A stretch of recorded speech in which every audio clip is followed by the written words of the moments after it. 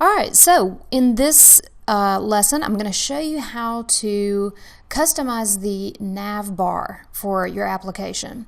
And the thing about it is, like, you kind of have to have a concept or visual metaphor or something that visually describes the tone and the feel and the brand behind the app. So I'm going to use an example. A friend of mine launched an app having to do with recording memories of various wines that he's enjoyed. So, the idea was that, when you think of wine aging, you think of like, a warm feeling, an inebriated feeling, sometimes a cellar or a fine wooden cabinet to hold all the wines and that sort of thing. So, it wouldn't be the same look and feel as if you were promoting a rap album,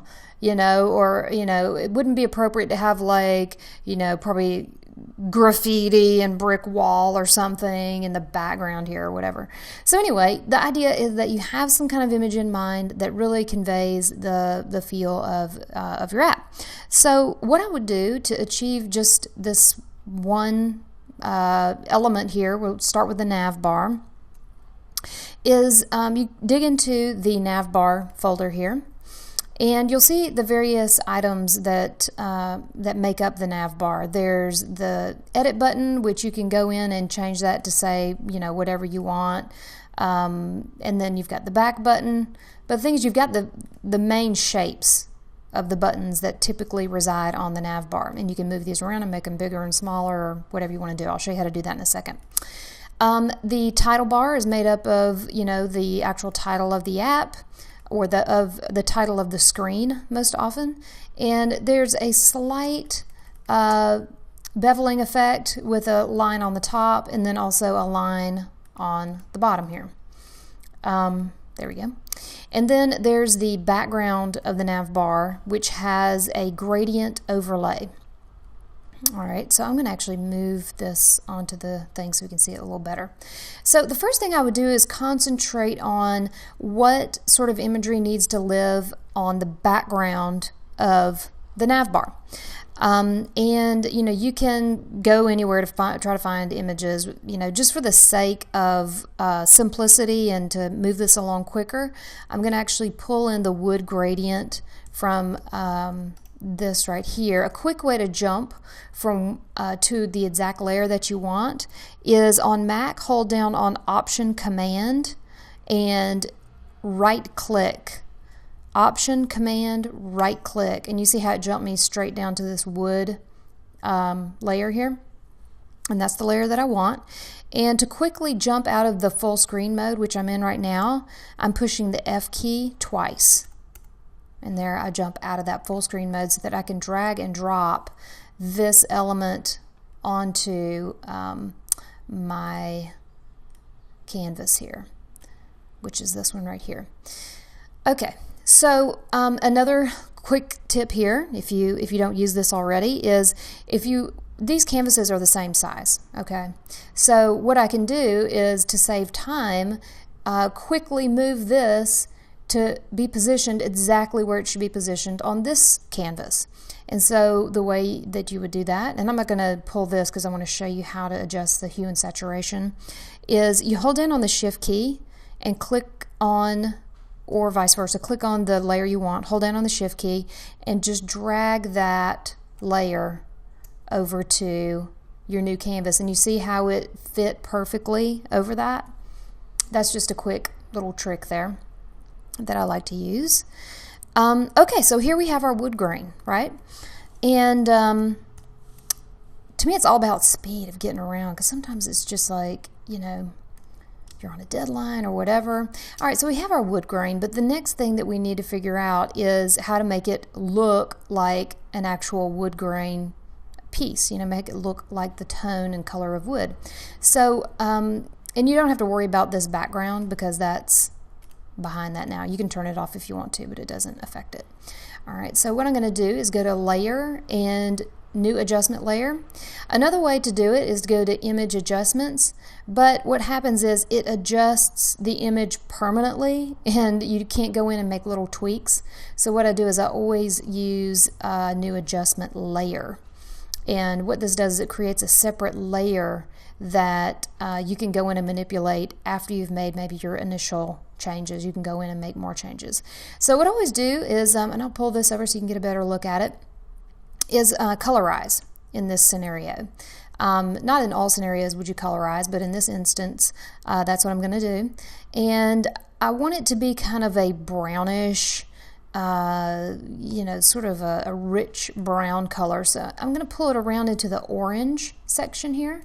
You'll see what happens when I pull it to the various colors. It basically just takes on the color of the little rainbow you see here. So where I like it is right about there, I think. And then I'll go in and start fooling around with the saturation. You can see it's already starting to look more like wood grain now. And you can even tweak the lightness if you want, if you like it just slightly darker, right? And so, this looks pretty good. I'm not going to fool with it forever because we got to keep moving in the tutorial, but that's essentially, you've just created a wood background for your nav bar. Bam. I mean, it was that simple, right? So, and we haven't been doing this for more than 5 minutes. So, it's really easy to do. What I'm going to do next is actually, we're just going to cover the nav bar totally in this lesson. So you might be wondering, well, okay, what next? How do I actually get this image to my developer so that it can be used in my app? So what you'll do, I'm going to just drag this adjustments panel back over. The way that I have the buttons built, okay, your buttons are going to look like this without having to slice them out. All right, this is done programmatically. And for mock-up purposes, what you'll want to do is save this screen out for your developers so that they know what the end result will look like or what it should look like. But for the purposes of getting them the actual background image, what you want to do is actually take this imagery off, and you want just this piece right here. And the dimensions that you want to slice out are 320 by 44. Okay? So what we'll do is get our slice tool, which you can hit the C key. And I'm going to pull this over so you can see it better. So here are the various slicing tools or related slicing tools. What you'll want is the actual slice tool, not the crop tool or the slice select tool, but the actual slice tool.